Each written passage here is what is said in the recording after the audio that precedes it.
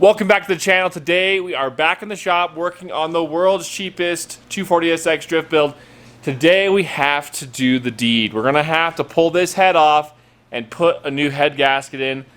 2 videos ago I was doing some donuts.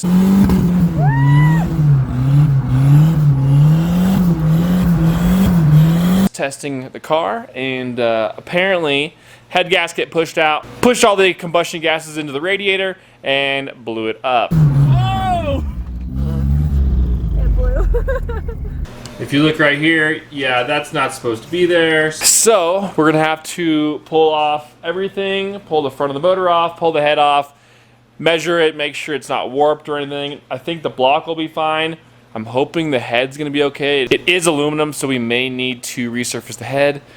I hope not. I'm gonna measure it 3-4 times. If it's close enough, we're gonna run it. But you might be asking, David, did you get the nice head gasket? And that answer is no. No, I did not. I know some people are gonna say, you were there, might as well put ARP head studs and a nice gasket and resurface the block in the head. And no, this thing has 200-something thousand miles on it. And it's gonna rip, even if we don't surface things and put new ARP head studs in it. And you might ask, David, did you get ARP head studs? No, I didn't. Factory head studs. We're gonna torque them down. We're gonna get this thing done. And another real kick in the teeth is we just put that radiator in last video, or 2 videos ago. So you couldn't have blown up with the D21 radiator in there. Like, come on, man.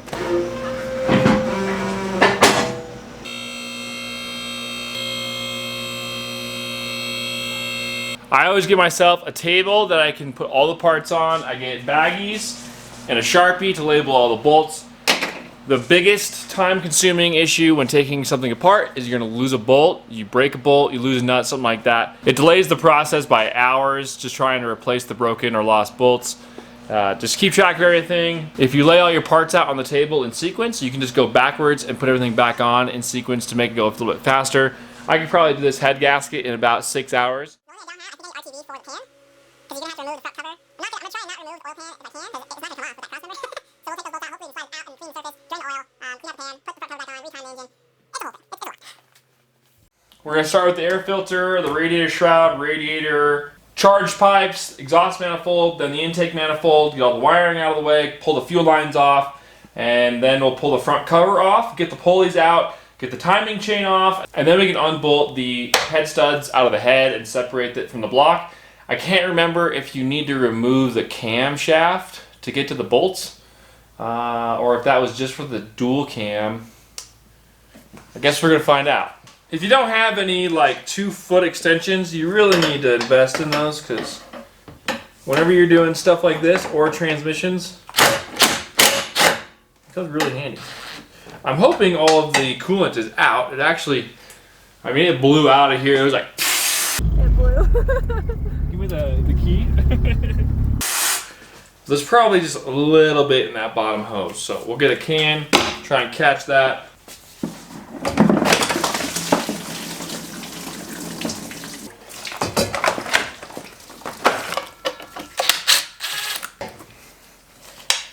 I always tighten up my clamps back on so that I don't lose them.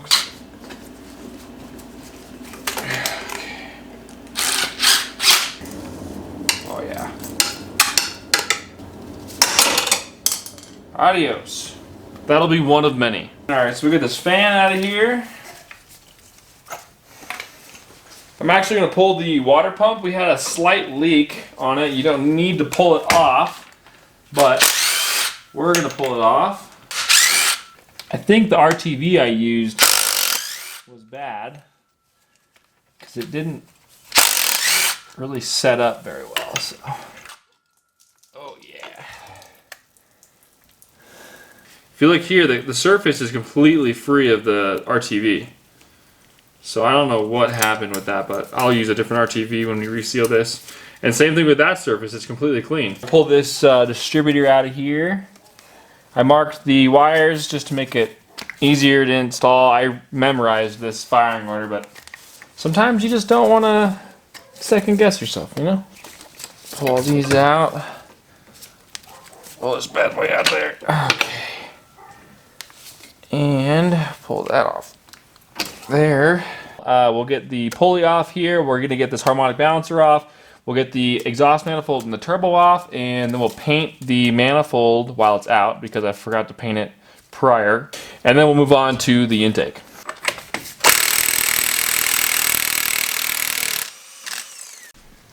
All right, so we're gonna have to go get the puller for that harmonic balancer. Get these charge pipes off. We'll get this pump off.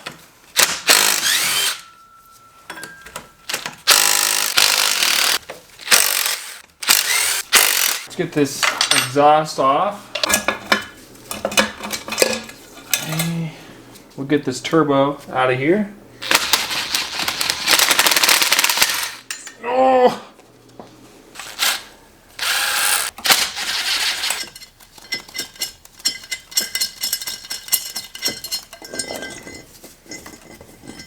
All right, so we're gonna get this manifold off. I took the fuel lines off. I disconnected the harness. I've got the heater core disconnected, the vacuum lines disconnected for the map sensor and the blow-off valve. There are a couple plugs that we unplugged, and it should come off. There are 8 bolts on the top of the plenum here, and then there are 2 more connected to a support bracket, and it should come off. It's pretty tight, being that it's for a truck. Oh, gasket appears to be factory, so we got a new one of those. Oh yeah, everything looks pretty good in here. Not too much soot accumulation on the back of the valves. Damn, this thing's clean. This is that lower mount. It's pretty difficult to actually get to. If you are using bolts instead of studs, you can actually just pick it up off of that, but since you have studs in this one, you have to push it down and slide it around it, which is kind of annoying, but we got to go get the harmonic balancer puller so we can get the front case off, and then we can pull the head here pretty quick, and hopefully everything looks okay. All right, we're back. I got some high temp paint. We're gonna paint the manifold first so it can dry before we put it back on. Got to clean off this little spot. That's actually the dipstick. It melted and dripped onto the manifold. So yeah, so we're gonna clean that off, get this painted, move on to that pulley, get the front case cover off, and take a look at these cylinders. Hopefully everything's square, you know?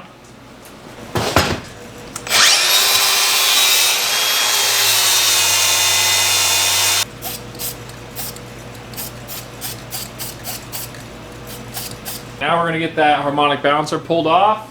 And I don't have enough space between the puller and the intercooler, so I'm gonna do this by hand because I don't feel like removing the intercooler. And by hand, I mean mostly by hand. Oh yeah, nice. What a fucking little champ, dude. Nice. Now we'll pour this alternator bracket off.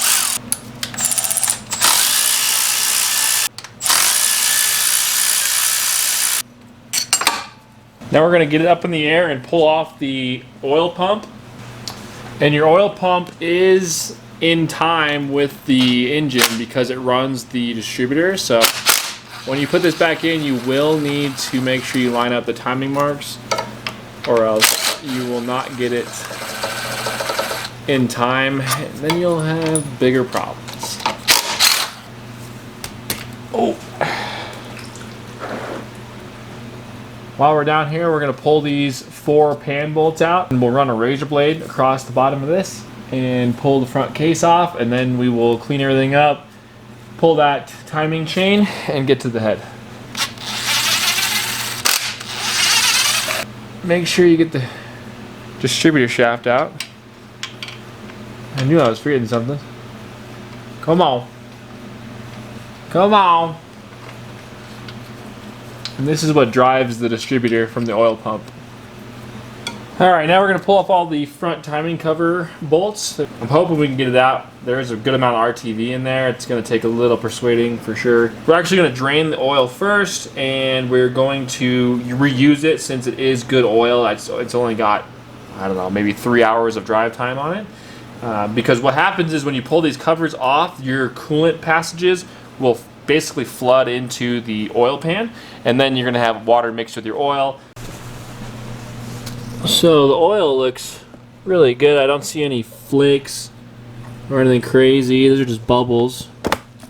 No shimmer. You know, this thing has brand new bearings in the bottom end. So if you're new to the channel, we did put new rod and main bearings in it.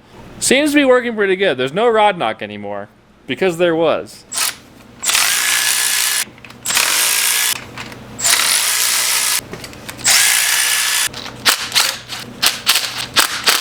Should be able to tap it off, and you'll see all of the coolant will go straight into the pan now.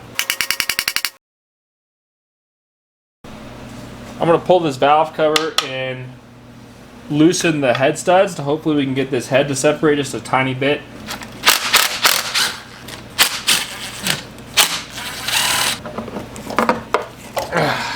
If you notice, there is a little bit of rust on these. When I first got this engine, the guy who owned it prior to me left this open outside.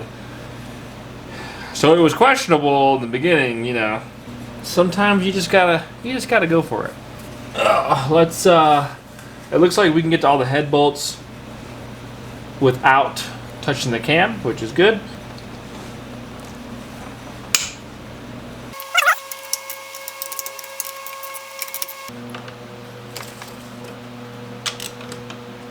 Okay. Hopefully this timing cover wants to come off now.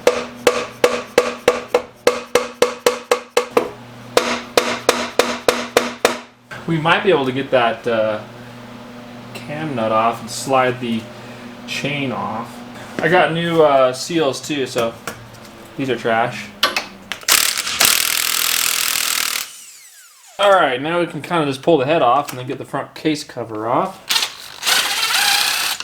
Alright.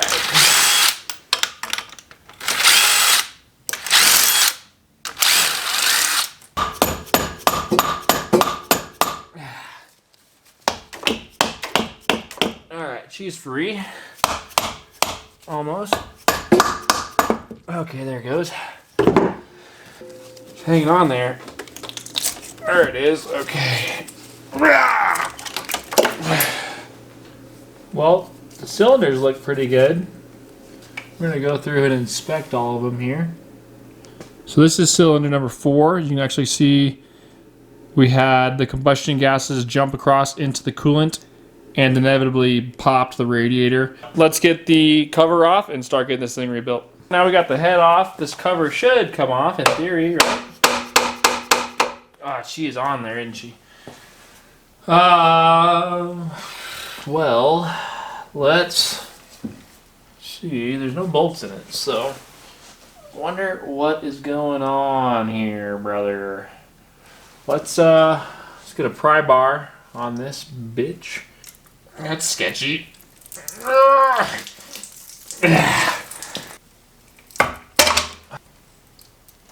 Oh my god. Whew. That RTV was doing something. Alright. You can see how once you remove this front cover, all the coolant goes into the oil pan. So, you know, it's not great. But what we're going to do is stuff this full of rags, clean up these surfaces, check out the cylinders, and then get this thing reassembled.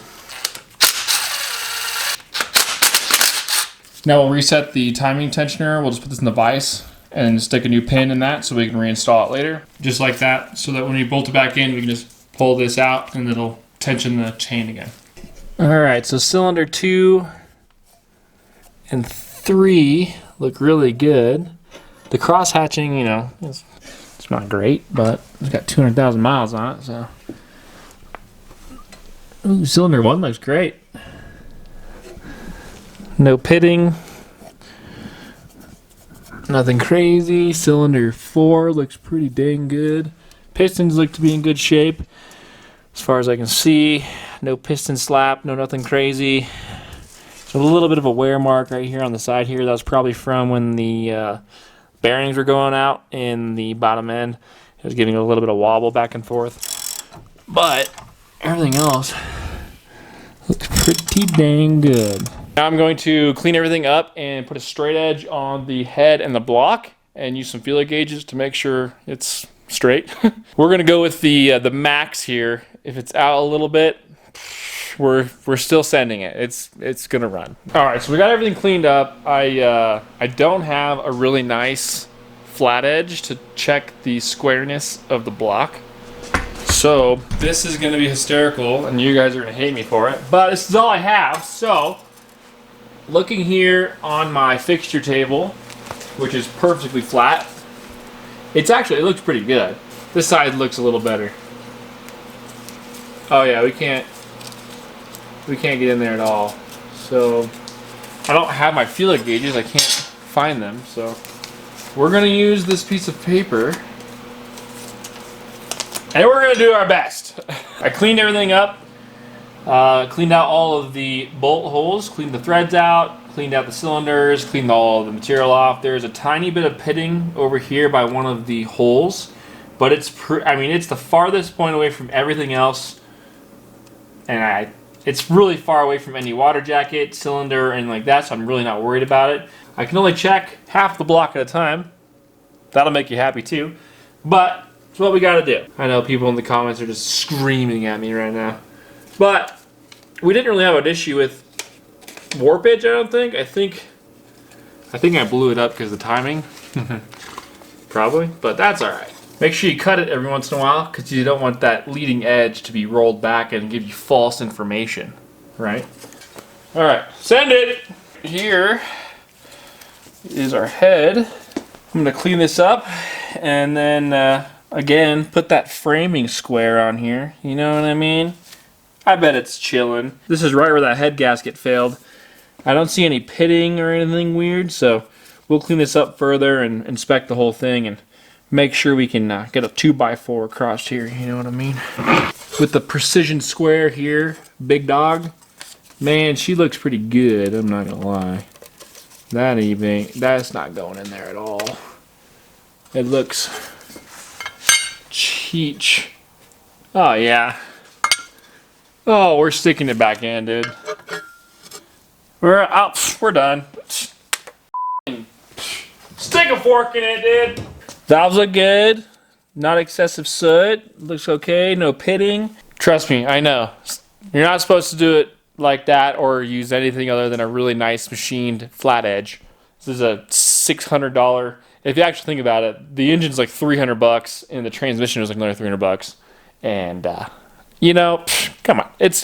I bet you it rips for another 10 years. No, probably not, but I bet you it rips for like another 2-3 years running at 12 pounds. And then we'll just rebuild it or something. I don't know. Maybe put a twin cam in it. I don't know.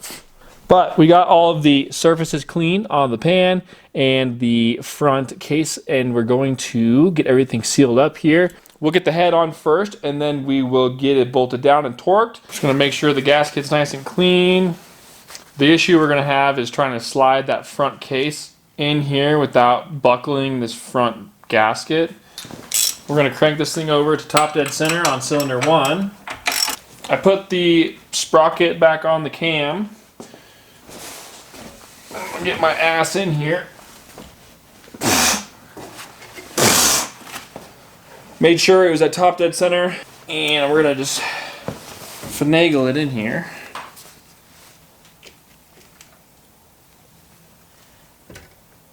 There we are. Hopefully that doesn't slide off.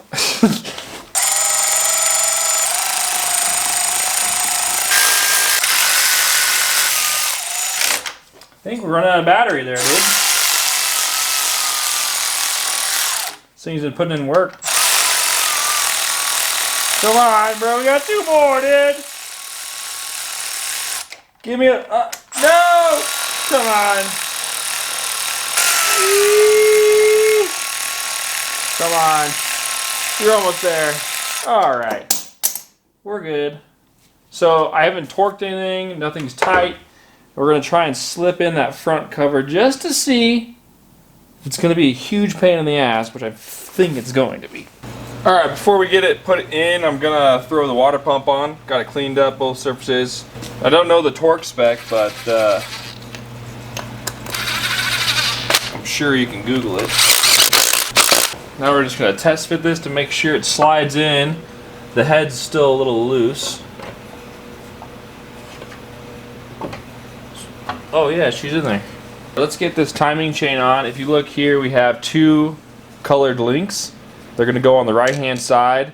There's also a dot on each sprocket, one right there, and one on the bottom side right here. I marked them with paint so you can see on this lower one. The crank is at top dead center, and I think the cam might be just a little off. So what we're gonna do is fish this through around the crank. I'm gonna line up this bottom tooth and this bottom chain link. Go into the guides and then rotate the chain until it's on the correct tooth. Make sure it's in the chain. And this one we may need to adjust. The cam is 1 tooth off, so what we'll do is, I might be able to rotate it by hand. Nope. So let me go grab a wrench and we can move this cam. Cam needs to get rotated counterclockwise. Let's make sure this one's lined up. Rotate the cam. Make sure you get that link on there. Rotate it a little bit more right there. Rotate your chain all the way around. You can actually rotate this just slightly. Get the chain on and come back. Make sure it's tight.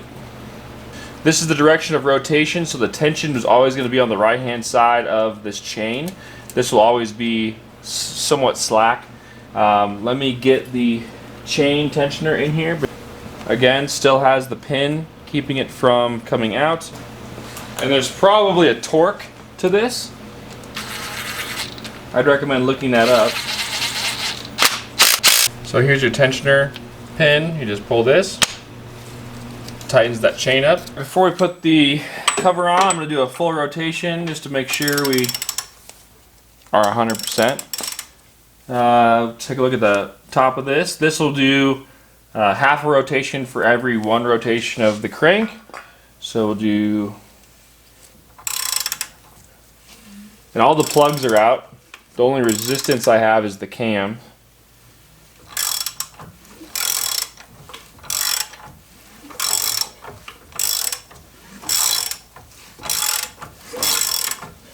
Now we'll get this front cover on and then torque down the head and start moving to reassembly. Don't forget your oil pump O-rings. These are very important. I use this little thin layer of RTV just to keep these 2 in place while you're putting the cover on, because they like to move around sometimes. Before you get it clamped on, you can actually look down the side of the block here and make sure that they're in place. Okay.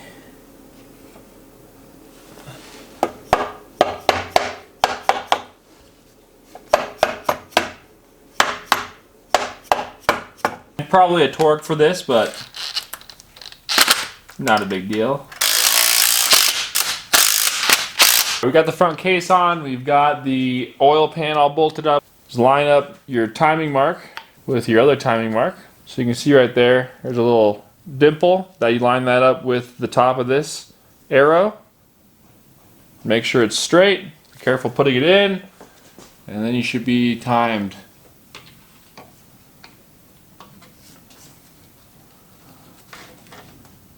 I'm 100% positive these have a torque spec too. Alright, let's get this thing torqued down. You always start with the center bolts and then you work your way out. There's like a 5-step sequence of tightening this head down. Tighten them to 22, you're going to then tighten them to 58, you're going to loosen them all off, and then you're going to go back to 22, and then you're going to go to 54, between 54 and 61. Start here in the middle. And you go slow, even pressure. 1, 2,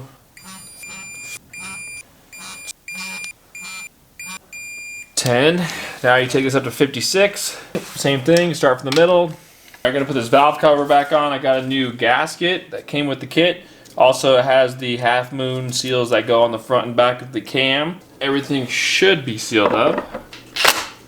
Let's get this intake on. Got a new gasket in that set as well.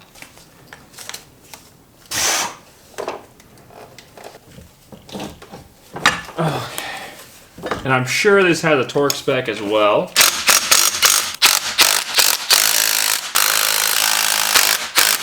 So we'll put our exhaust manifold on. The enamel came out pretty nice. Looks like it'll work well. I thought I had new studs, but I do not. So we are using the old ones.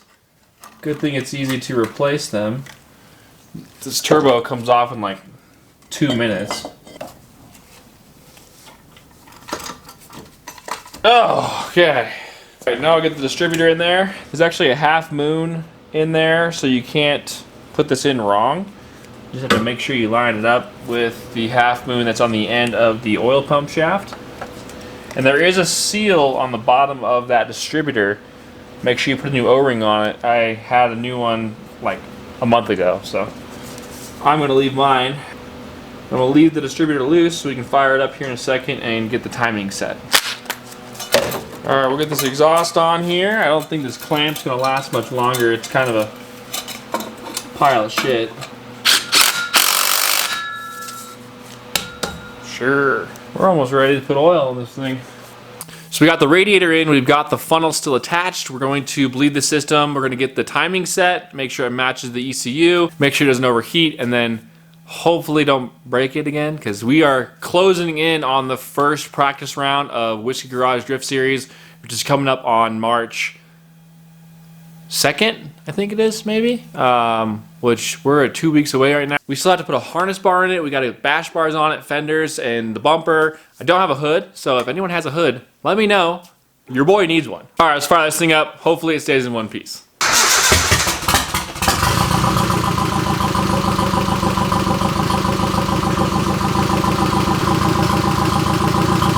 It was a little bit of a battle, but we got the timing set. We had to go back into the settings into micro spurt and reset base timing. It's all good now.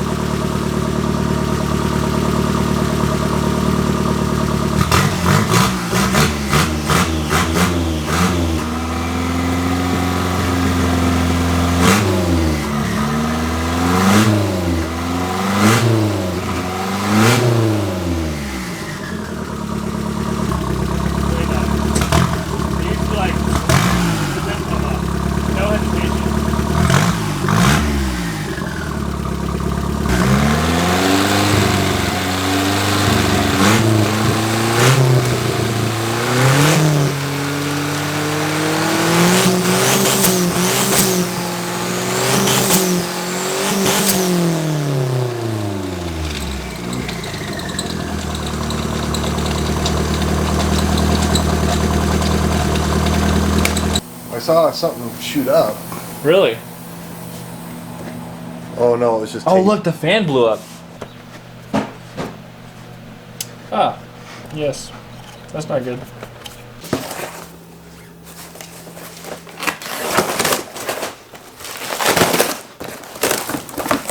Oh, look at it.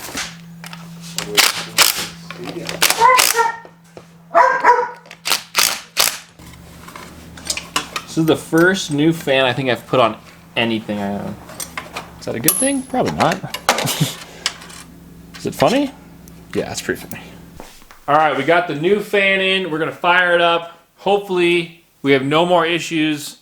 I feel like this has been a little bit of an uphill battle just to get it to hold water and do the things it was doing prior to the head gasket. I don't know what's going on, but we should be good.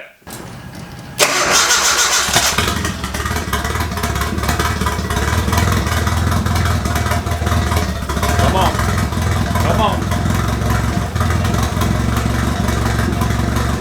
That's all four. Oh yeah.